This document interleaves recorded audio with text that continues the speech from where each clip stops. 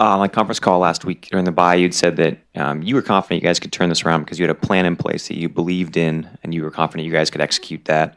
Can you just kind of describe what the plan, what that means to you, what you guys are trying to stick to going forward?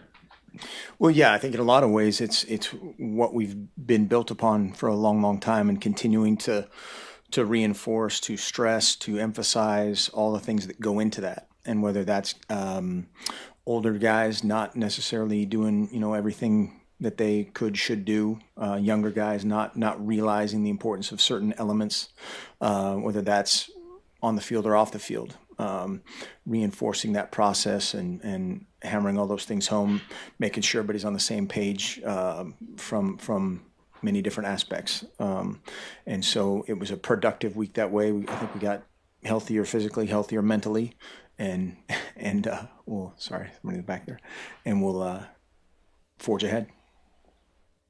Chantel, Rachel. Okay, go ahead, Chantel. Mark, during a stretch like this, how important is it to sort of have those individual guys in the locker room that are really your go-to leaders? Yeah, leadership is important during every phase of it. Again, there's a lot of times when things are going great, when that's even more important to bring guys back down to earth.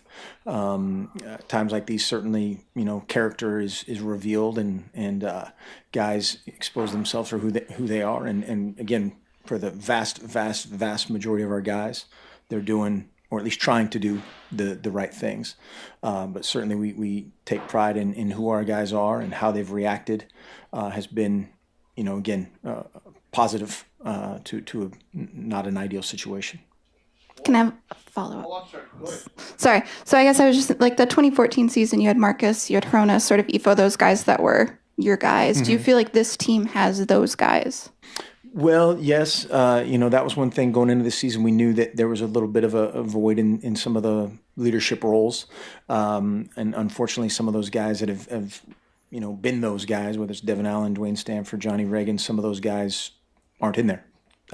And so that's where we as coaches and some other voices have to step up and fill those voids.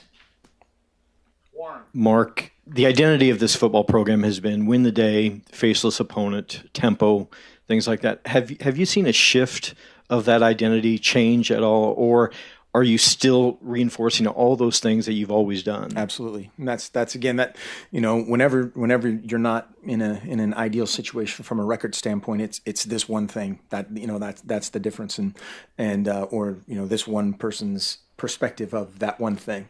And we know what our shortcomings are, and again, that starts with our coaches, myself first and foremost, in identifying, realizing, and then solving some of those things. But we haven't changed. I don't want to say we haven't changed a thing, but certainly from that standpoint, are we doing those things perfectly? Absolutely not. Absolutely not. We're not, executing in the fashion that we want to in any phase. And again, I don't know if we ever have, even in the, the glory years way back when.